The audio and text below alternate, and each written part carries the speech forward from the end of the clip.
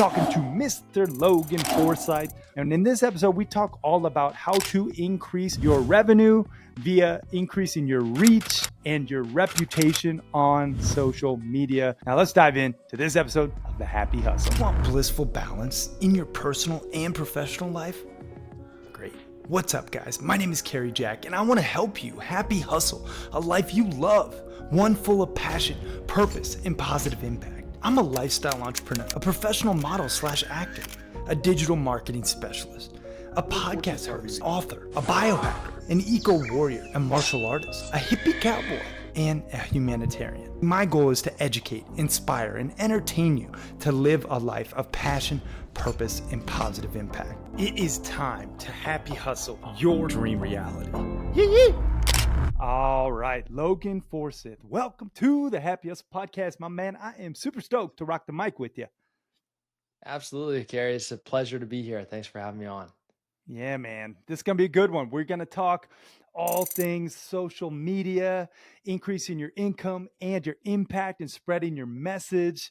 I mean, you have a amazing track record. You're the founder and co-CEO of Media Scaling, growing consumer and personal brands on socials with performance-based pricing and satisfaction guaranteed, which I love, or your money back. Recognized by over 14 publications as the #1 leading social media firm, Media Scaling has generated over 5 billion views. Is that right? With a B? Is that With a B? That's correct. with a B? Let's go. More than 24 million in audience growth, and your team of over 100 social media experts posting more than 40,000 pieces of content per month. Dude, that gives me the heebie-jeebies thinking about all that content. Whoa. Good for you. Has won numerous social media awards and works with brands collectively generating billions in online sales. So we're going to dive into all things social and really how to grow your reach and expand your reputation in the process. But before we get into all that good stuff, Logan, what is something interesting about yourself that not too many people know? Something interesting is what we're talking about right before we went live. But I grew up in smaller town in Texas and grew up hunting. So whitetail deer hunting, and I grew up rifle hunting, bow hunting, and I'm interested in what you're doing out there in Montana. It sounds like I may need to make a trip.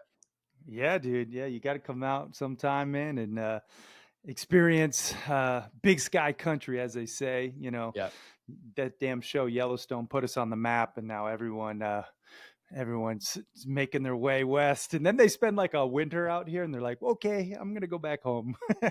but Yeah. but nonetheless, yeah, it's cool that you're a hunter. I think, first of all, when I say hunting, like, I'm not a trophy hunter. I'm very Yep. much not a bloodthirsty killer. Right. I hunt to provide for my family, and I rather know where my food comes from. So Yep. that's really my mentality when it comes to hunting.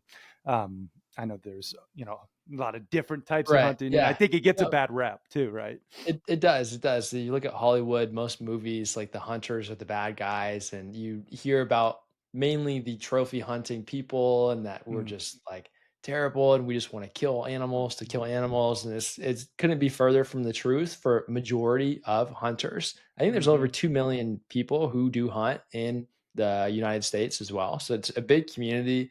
There is a code of ethics as a part of it that majority of people, 98% follow. And I grew up to where probably 50% plus of the diet that we eat was deer, like Mm, constantly. And that means that we supported factory farming and all these terrible practices of eating meat way less than the average family, of yeah. basically most other meat eaters in the area. So if you are meticulous, you follow laws and you're ethical with what you do, there's just a lot of misnomers and miscalculations around it. Yeah, no, totally agree, man. We could go down the rabbit hole here, but I want to talk about hunting for something else, which is Yeah. hunting for growth, and scaling your media. Because now in this day and age, 2025, the AI era is upon us. Technology is running rampant in our everyday reality. And it's almost like if you're not a part of the game, you're losing more than just the upside, but you're also being penalized. Like if someone Googles your business, your name doesn't see a social media reach, like your business suffers. So there's grave consequences to not knowing how to grow and scale and expand your reach. So I want to talk about first and foremost the number one mistake. I know you could probably go on a ton of different routes here, but what do you think is the number one mistake that you see with people in regards to social media? Yep. Yeah, to your point, social media is the new website, right? In early stages of internet, most businesses didn't have websites, and then it came a time to where you realize you have to, otherwise you're not going to thrive. And social media has now gotten to that same stage where, as a business, you have to have a social presence. So I'll go through a few mistakes in kind of more rapid fire that I think would resonate with people. One is you need personality in your content. So many businesses try and do it with, they'll go and hire a crappy graphic designer Oh, on dude, you could Fiverr say or shitty. whatever. You're good, You got man. it, cool. So they'll go hire a shitty graphic designer that just puts together text graphics. They post that on their page. They think it's going to work, and it does nothing. It actually hurts your presence. You need personality, whether that's you as the founder or business owner, or you have someone on your team who's willing to be involved with the content, or there's a huge marketplace of UGC creators and influencers who will create content for you. And then additionally, you need to post with consistency. And that's another huge mistake I see a lot of, especially earlier stage brands on socials make, is you'll get excited about it and you'll do a stint and maybe you post consistently for a month and then you drop off and get busy and you deprioritize it. And to really see success and have organic traffic and socials become a huge pillar for your business, because it can become one of your biggest growth engines with the lowest amount of marketing spend, therefore substantially boosting your profit, and making you the top brand in whatever space or industry you're in. All those things are available to you when you do social media right. It's just Mm, people don't really see the vision and do it for long enough to get there. And the reality is, it doesn't take as long as you necessarily think that it would. If you are consistent and you're posting, let's say 1, 2 times a day, every day, and you do that for a year straight, you'll be shocked at the doors that it'll open and the amount of new business that it brings in. We're talking mm. about 1 year. If you are someone who's dedicated to your business, you should have a multi-decade outlook. And a 1 year project and initiative is a very short time span for the amount of benefit that can come from this. Mm. Well said, man. Yeah, it really is playing the long game, and Yep. I I'm I'm like, if I had my way, man, I'd throw my phone in the river and I'd just go in the woods and Yeah, I sure. never come back to I'm my similar. phone, Yeah. But again, I know that's where the attention is. That's where the impact lies. That's where people are spending the majority of their time. So if you really want to, again, increase your impact and your income, I know cliche buzzword, sure, but that's the damn truth. You got to be where the people are at. And it's this constant vie for attention, and social media is the vehicle, right? I know you have an interesting strategy specifically with sub accounts. Talk to us a little bit about this sub account strategy. Yeah, definitely. So, a big shift happened in 2020, like the TikTokification of social media, to where every platform really put a lot of emphasis and has built largely around short form content. So, short form content is the vertical video that you see on Instagram Reels, YouTube Shorts, LinkedIn has vertical video now, TikTok videos that are usually 3 minutes or less. And in 2020, when every platform started coming out with short form content, Instagram Reels and Facebook Reels became a thing, YouTube Shorts became a thing. Every platform turned into a For You page rather than a following feed, where now Mm, we're constantly served suggested content from accounts that we don't follow and people that we don't follow, but it's still based on our interest. So mm, if you like hunting content, you're going to see hunting content. If you like business, you're going to see business content. If you like basketball, you're going to see basketball content, so on and so forth. And so every time you post a short form piece of content and you look at the reach, majority of it, 50% plus, goes to non followers who are also targeted based on interest. And mm, so the organic content has almost never been more like ads than it is today, because of those factors. And so the game has become whoever posts the most short form content, as long as you maintain top quality, you're going to get a massive arbitrage and all this free targeted reach. And sub accounts are the best way to do that. So instead of just having one account on each platform like Instagram and Facebook, YouTube, TikTok, Snapchat, LinkedIn, X, you can come in and create multiple more accounts. Depending on your team, your bandwidth, your systems, we can do this at a very large scale for brands. That's a big part of what we do at media scaling. But you can come in and create 4 to 8 to 12 additional accounts per platform.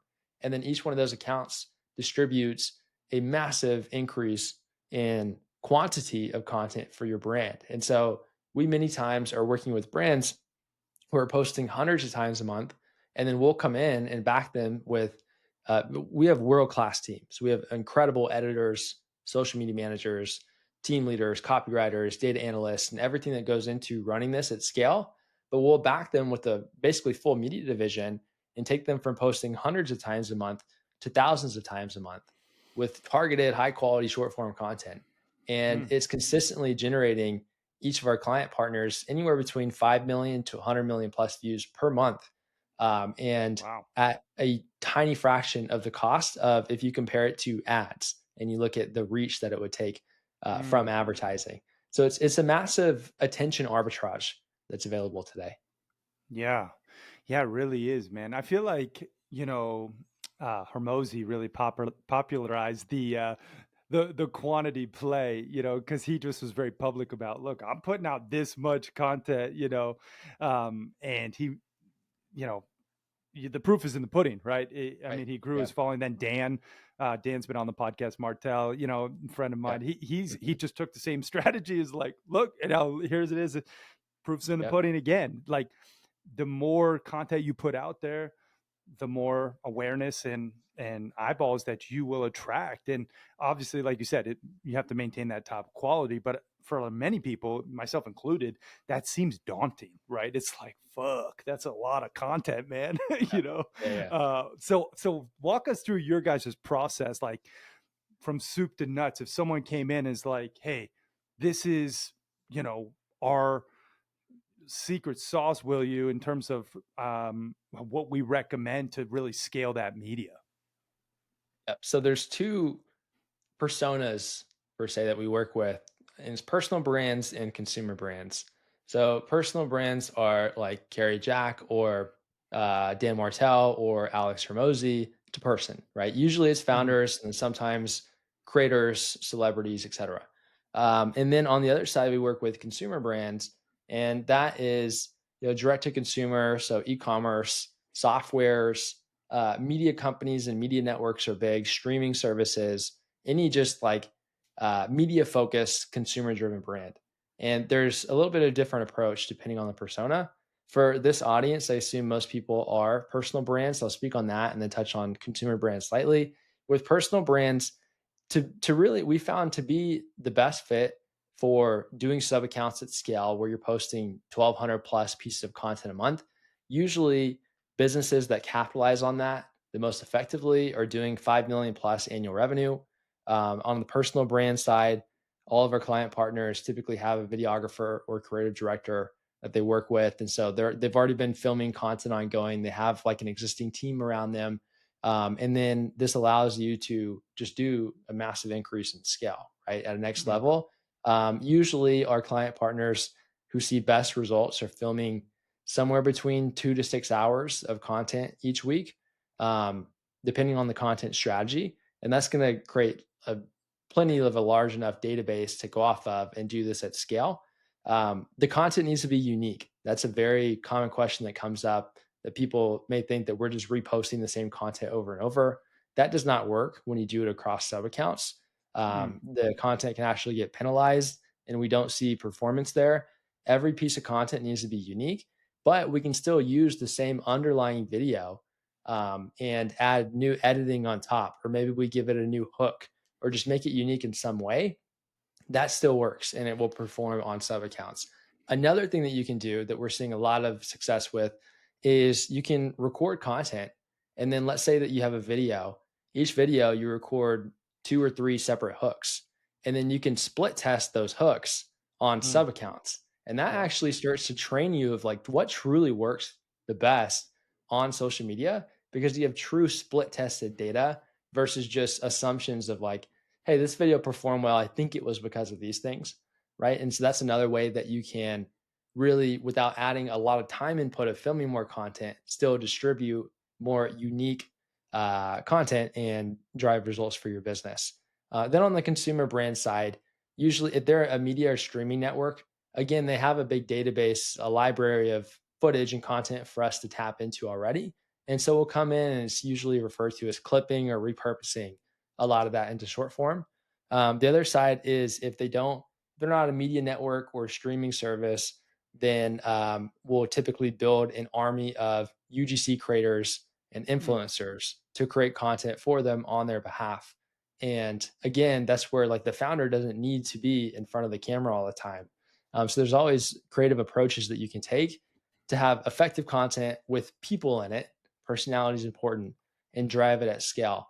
Last note I'll leave is AI is it's not fully there yet, but I mean it's getting damn close to where mm, there's a lot of softwares now for user generated AI content. mm, And it's like 90-95% there of not mm, being able to tell that it's AI. Usually the voice is the main giveaway now, but it's so close. And if you mm. train it enough, you can get it to where it's like, if you have an ear for it, you can tell, but most people probably wouldn't even be able to tell. And I think we're realistically, we've had our finger on the pulse of this since all these AI clone and AI generated softwares have been coming out the last 2 years, constantly testing them, when new updates come out, new softwares and companies come out. I really think that we're within a 6 month window of that being here to where you can't tell that it's AI, and that's Yeah. going to change the game. And there's going to be a lot of brand plays that you can do with that. Yeah. Whoa. That's a little scary. I'll tell you what. Now I mean, with AI clones and just, you're not going to know really what's real and not real per se in terms of UGC content. But it is interesting. So your market, your perfect target avatar is the more established personal brand or business who wants to pour gasoline on an already burning fire. Would that be accurate? Or doing sub accounts at scale, yes. For business owners who are doing somewhere between like 500,000 to 5 million in annual revenue, we have like we'll write entire scripts for them and just make it stupid simple to where you don't need all this experience being in front of the camera and a big media team. It could take you 2 hours of filming per month to film 30 of these videos a month with 2 hooks per video, so you get 60 unique videos. We'll just create one batch of additional sub accounts. And all these scripted videos, they're extremely value driven. We found very proven frameworks that put you in great chances of going viral or just getting a lot of views and reach and building your brand quickly. But they also all include CTAs, Mm, calls to action that drive conversions for you and pushes people to typically your VSL or sales page video, or sometimes free lead magnets, a webinar per se. And if we're doing that on Facebook and Instagram, ManyChat is that automation tool where you see people say, comment the word XYZ below, and I'll DM this thing to you, or DM me this keyword and I'll DM it to you. ManyChat.com is what people use to automate that process. mhm, And across the board, we generally see higher click-through rates, higher conversion rates using mini chat versus trying to drive people to like link in bio or a link sticker in stories. mm, Uh, it's coming soon on TikTok. They've been teasing it for a while. It's like kind of dragging out, but when that happens and mini chat is available on TikTok, that'll be a huge opportunity. And mm. then for YouTube Shorts, LinkedIn, Twitter, we like to. There is enough data, I would say, to show that your content does have risk of potentially being penalized if you say, hey, click the link in bio. And so the way that we're getting around that with our video content is in the script, you'll say, follow what you see on screen, you'll know what to do. And Whoa, whoa, whoa. Apologies for interrupting your programming, but I have to tell you, the best investment you can make in yourself is one in which helps you acquires skills. You've probably heard people talk about, oh, just invest in yourself and you'll be successful. Yes, that's true to a degree, but you have to invest in skills that will ultimately help you achieve your desired results. And I think one of the best skills one can possess, be it an entrepreneur or an aspiring entrepreneur, is the sales sword. Really knowing how to sell, utilizing pressure free persuasion, which will make you more money and more impact. Now, if you want to know how to sell more efficiently and effectively, I just launched a sales course called The Proven Roadmap Process to Selling Millions of Dollars and helping you to increase your conversions guaranteed.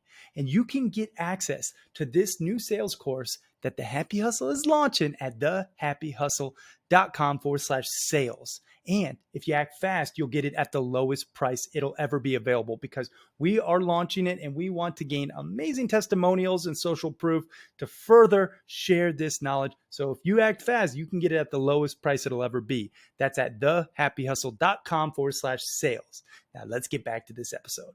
And then our editor is showing a simple link for them to search and go to. So it'd Mm, be like mediascaling.com/scale. It's not like scale dash blueprint dash framework and yeah, whatever, yeah, right? Keep it simple.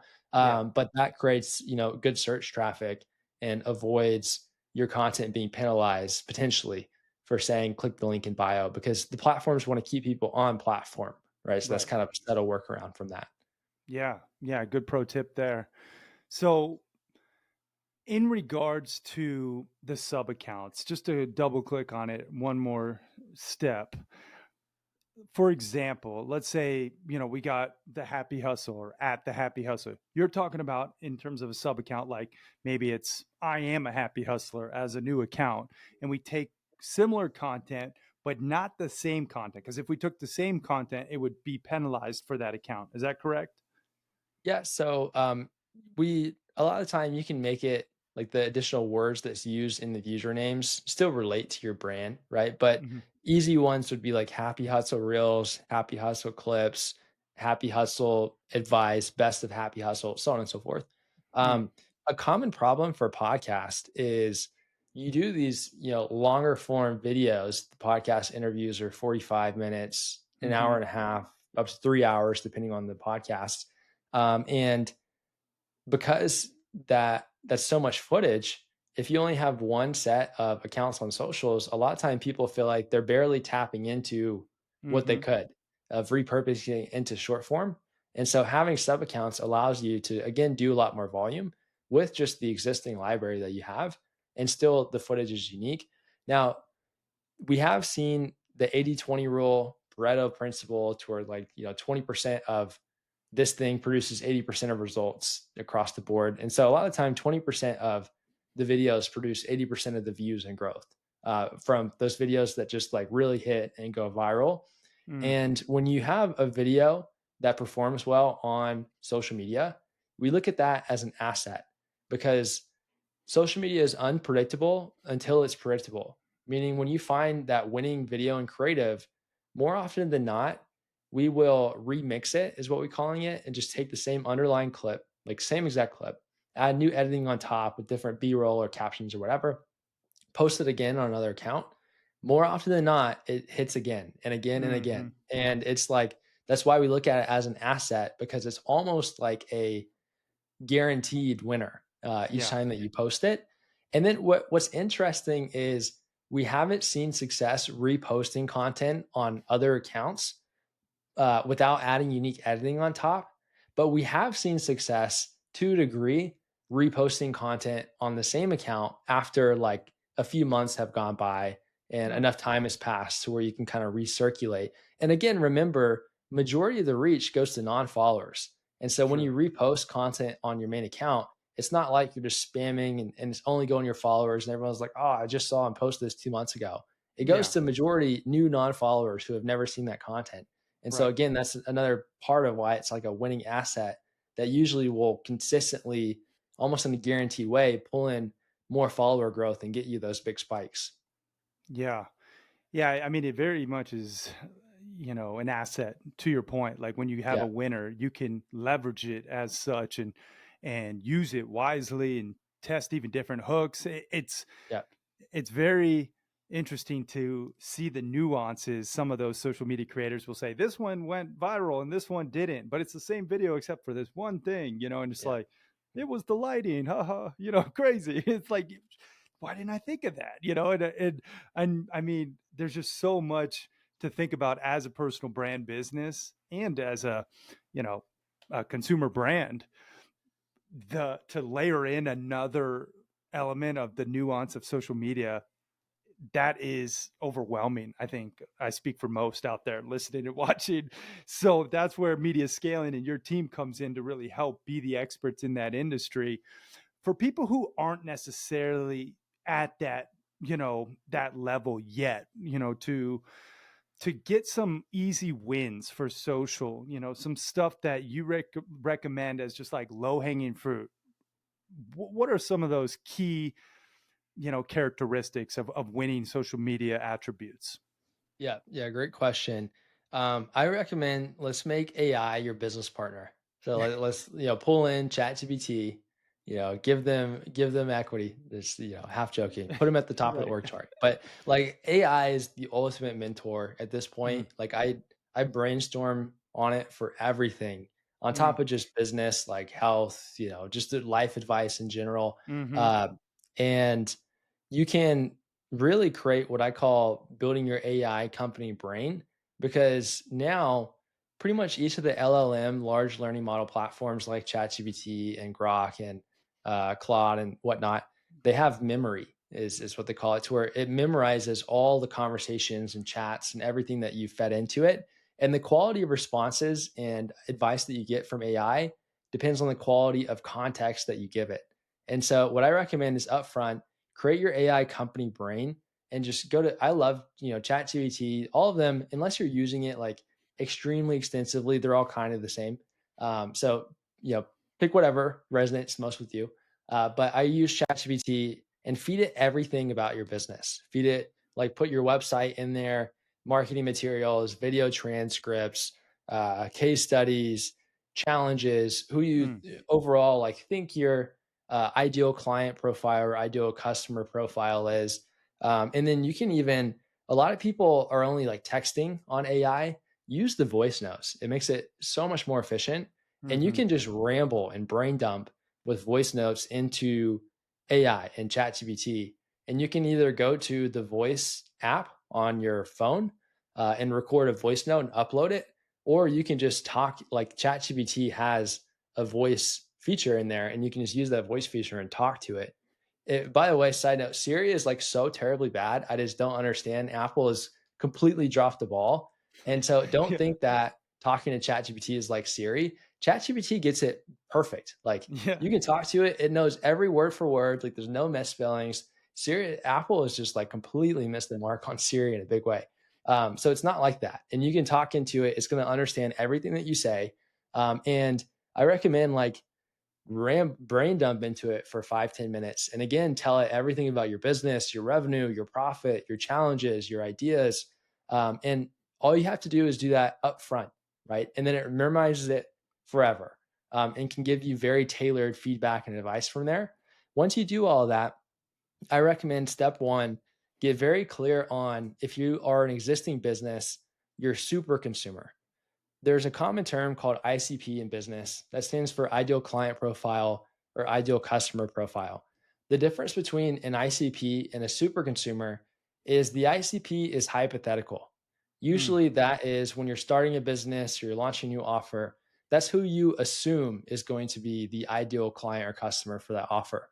Once you actually launch your business and you have customers or clients coming in, your super consumer is the client or customer who produces majority of the revenue, stays for the longest, and they're just the best customer, right? And that is true market data to give you a lot more clarity of like you want more of those, right? Yeah. Rather than the hypothetical ICP. And so get clear on your super consumer.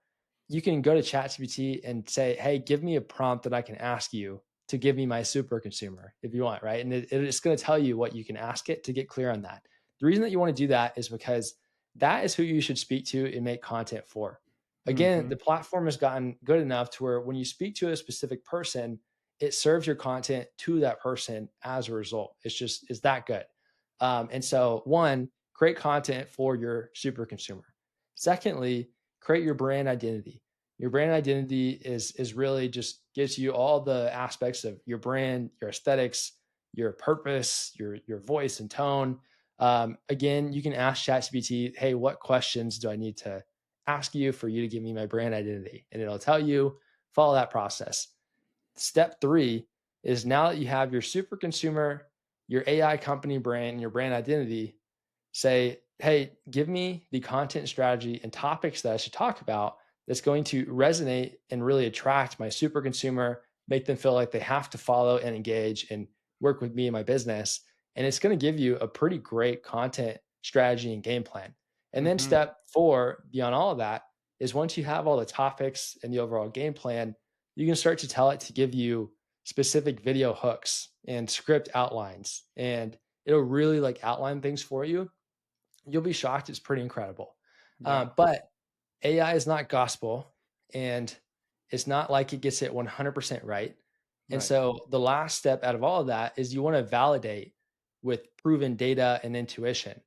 And so the Mm. best way to do that is, use your own brain at this Yeah. point and go on socials and study it. Don't consume, but study, right? And use Mm-hmm. socials like a university or a curriculum. My favorite two tools for this are TikTok search and viewstats.com. Mm. Viewstats.com is Mr. Beast's tool for YouTube. Um, and TikTok is obviously TikTok. Those are the top two search engine platforms for short form content. And so you can go to either of those and then search any keywords you want. And so let's just say you search lifestyle entrepreneur for your industry. It's going to show you all the top performing content for that keyword. And then you Mm. can ask ChatGPT, hey, give me 100 more link tails that fit these categories. So you can search a variety of different keywords, grab a cup of coffee, sit down, like study this for 4 hours, and you feel like you become a content expert in your space. And Mm. look, pay attention to the type of content, the video hooks, the topics they're talking on, the pacing, like what is the setting that they have set up, like really pay attention to all of it. Yeah. And you very quickly learn what is working the best and what is not. That gives you validation and intuition to better tweak the recommendations from ChatGPT or AI and know you kind of have a feel of like, hey, this will probably resonate, this won't, and you can give it more context to make it even better. But you do all of that, like you are far ahead of the curve of Mm-hmm. understanding what's going to work the best for content strategy versus your competitors and versus most others. Yeah. Wow. Some gold right there, Logan. I like it, man. I mean, just go back, rewind people. That last, 2, 3 minutes, step 1 through 5 really breaks down the process of exactly how to build your content strategy and increase again your reach. And my buddy Rory Vaden talks about, reputation times reach equals revenue, and it really is that simple of an equation. So if you want the output, aka more money, you need to focus on reputation times reach. And Logan's talking about reach right here. Yeah, And that's so it good. really is, it's the world we live in now, and Yep. you got to play the game if you want to spread your impact to more people. And really now with AI, it is, I feel like, easier than ever to get that data, that validation, the content strategy. And then it's just up to you to implement it and get her done, right? Yeah, that I gotta truly ask. is that's Oh, go that's ahead. the process. Sorry to cut in, but that Yeah, truly is the process that we follow when we're yeah, building content strategies for 8, 9, 10-figure brands. And it's extremely effective. And yeah, that's kind of the outline. You can be a little resourceful and engineer it from there. I have YouTube videos that go into it in a lot more detail on my channel too, but that's the process we follow. And it's yeah, generated or been a big part of generating billions of views the last couple of years. yeah, yeah. No, I love it, man. Especially that you have again that real world validation. I gotta ask about like bots and fake followers Yeah. and Yeah. the like the whatever the the the people who just like have thousands of phones and like plug in links where they just like get fake views on your account. I am vocal about this. I felt victim and got fucked by a marketing agency, marketing in air quotes, where they're like, yeah, it's all organic. You just spread your message. Here's our strategy. We grew to, six plus figures in followers, right? 100 plus thousand. And then I realized when it was too late that they, like, after searching through, that it's all fake. It's all bots. It's all, not real people. And Mhm. so it fucked our algorithm big time, our account. And so we had to unfollow all of them and go back, start from scratch, kind of largely.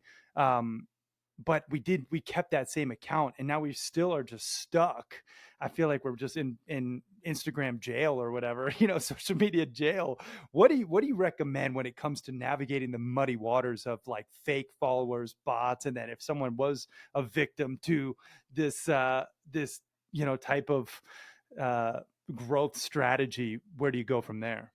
Yeah, I'm sorry to hear that you dealt with it. Fortunately, it's not super common. I rarely hear of an agency who will not be truthful of doing that, and so it really sucks to hear that that happened. Usually, when people are like, "Hey, we'll get you followers and whatever," they let you know it's like, "Hey, this is kind of for just Yeah. having a quote unquote following."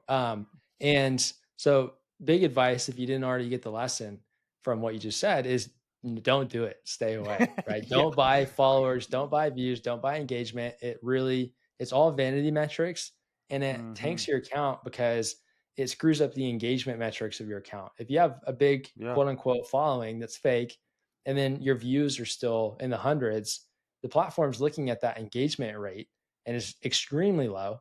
And therefore, they think that you don't have good content. So they're not going to serve it to as many people. Right. And it's a cycle that you don't want to fall into. If, like, to your question, it's already happened, um, you did a good thing of just cleaning shop and removing a lot of the followers and starting that process. That's a big step. And additionally, focus one now the platforms will tell you if your account has a restriction or not. If Mm. the platform doesn't say, "Hey, your account has a restriction," then it's not restricted, right? It's not. And so you can go to your profile settings and it'll show you right there. So if you're not restricted, the next step to put the conversation because a lot of people are not getting the views they want. And they're like, my account shadow banned. And it's like, all right, let me see your insights. Now go. And if you go to the insights of any of your posts or your reels, you're really good at reels on Instagram, on TikTok, it can be any video, YouTube, it shows you basically every traffic source. They're the best for attribution. But on Instagram, if you go to the insights of a reel, then go to the total reach and it shows you non-follower to follower reach. Unless you get like 1% or 0% non-follower reach, you're not shadow banned, right? You're being served to non-followers. And so if you don't have restrictions and you're getting non-follower reach, you're good. And at that point, you just got to focus on more quality content and follow Mm. the process that I laid out. But you also can split test at that point, create a sub account or multiple sub Yeah. accounts and start split testing that content. Maybe you have different hooks that you're putting on the front end of it. And if you see a lot more traction starting to gain on the sub account, then maybe there's an argument there to switch, keep either doing what you're doing and split testing both, or like switch that to your main account, given it's got kind of a fresh slate. Um, and just keep building. And if you focus on content quality above all else, like you will win at the end of the day. And when you're looking at insights or you want KPIs, to simplify it, a lot of people are like, yeah, look at this ratio of views to comments or the amount of comments or likes or whatever. Like the most simple metrics that you can look at for top performing content that you want to optimize for is just watch time and retention. Like that's it. If you have great watch time and you have great retention on your post, everything else is going to fall into place. You're going to get a Mm. lot of views, you're going to get a lot of likes, a lot of comments, a lot of shares. Like you're going to get all of that. If a lot of people are retaining the content and there's good throughput. So those are the biggest things. The insights on each platform will show you that now too. If you go in each individual video, it'll show you like the hook, watch time, the overall retention rate. If on short form content, usually if you get like 70% retention rate, you got a killer. That video is performing well. Hmm. Even 60% usually will perform above average and sometimes perform really well. So that's really like the yard line that you're aiming for on that. Right on. Yeah, man. Thank you for breaking that down. And yeah, highly recommend everyone use your own discernment and do due diligence before engaging in any of those scam companies. This was like years ago, though. So, I to your point, I think there is now more legitimate companies doing it the right way. But yeah, you just got to beware because there's really no shortcut to the game. I feel Yeah, like right. you gotta put out high quality content that people want to see, and Yep. so that is And it, do man. it consistently. And do it consistently. Yep, Yep. that's it, man. Well, where can people go to learn more about you, learn more about media scaling? I'm sure a lot of people out there like, all right, this guy Logan knows his shit here. We should probably dive in a little deeper. Well, where's the best place for people to follow you and to check out your stuff online? Yeah, I post across all platforms, practice what we preach, but my main platforms that I'm active on, like me personally, and not my team spending time on, is Instagram and YouTube. YouTube, we've really started to put a lot more effort towards it and release weekly trainings to grow your brand and grow your socials. I think that they're really good. And then we have mediascaling.com as well. And we give away a lot of our best stuff for free. And then, if you want to work with us further, we can talk about that. But we truly have amazing free resources on the website. And we have a social media newsletter there as well, to where every week we're emailing out the big platform updates, algorithm updates, like what's working the best that we're seeing on our side and other partners that we have, just like what's working on socials. So all that's at mediascaling.com. Right on. Mediascaling.com. We'll link it all up in the show notes as well. Logan, I do want to put you through the rapid fire round. This is just where I ask you Yeah, random things and then you answer honestly, first thing that comes to mind, and then we'll wrap this interview up. awesome. Are you ready? Let's do it. Okay. Favorite food? Go. Steak. Favorite movie? Let's say Interstellar. Favorite book? Ooh, favorite book. $100 million Offers by Hermosi has made me a lot, and Ready Fire Aim is very good. Nice. Good. Two good books. What's your spirit animal, Logan? My spirit animal, lion. Best business advice? Best business advice: have a guarantee with your offer. Hmm. Favorite social media dark horse tool that not too many people know about? I mean, everyone knows about ChatGPT, but the ways that we're using it and the prompts that we have, like that's kind of our dark horse right now. Um, and then viewstats.com is great for market research. Nice. I like to ask happy hustle hacks. These are a tip or tool tactic. So let's talk about one for your health. Something uniquely Logan that you do. I started getting my blood tested quarterly in September last year, and it's been incredible. I do like extensive biomarker tests, and I have a lot of like supplements that I've started taking custom to me based on my blood results. I've never taken supplements before and truly like felt big difference in results until this. And now it's like I've never felt better, truly. Like my energy is higher, my focus is higher. And so blood testing and supplementation to go along with it has been massive for me. Love that. Great tool, tip there. Happy hustle hack for your money. Something uniquely Logan that you do to save, invest, or spend wisely. Um, Focus. I'm not an entrepreneur. Most entrepreneurs, they want to build so many sources of income too fast, or they have multiple hustles going on or businesses. I'm fully focused on media scaling. And I think that when you do that, your business vehicle is where you're going to see highest return on your money. Like we reinvest a lot of capital into it. And the compound growth that happens when you're fully zoned in on one thing for years and then decades is when I've studied a lot of billionaires, like that's one of the biggest ways that they're made. Follow one course until success, right? Happy hustle hack for your spirituality. Something you do to connect to a higher power. Yeah, we obviously go to church and I've been reading the Bible, but something that I've been doing recently is um, collaborating with ChatGPT on the Bible and like asking questions that I have about the Bible to ChatGPT, Mm, and it's given me a lot of really great advice and insights and lessons that I was not extracting from it myself and like different perspectives. hmm. So I found that to be really cool, and I've gotten more value reading the Bible coupled with ChatGPT versus just reading the Bible without. Very cool. 3 things you're most grateful for today. My wife, my health, and my business. There you go. And if you had a billboard for the world to see with your last piece of content on there, Logan, what does that billboard read?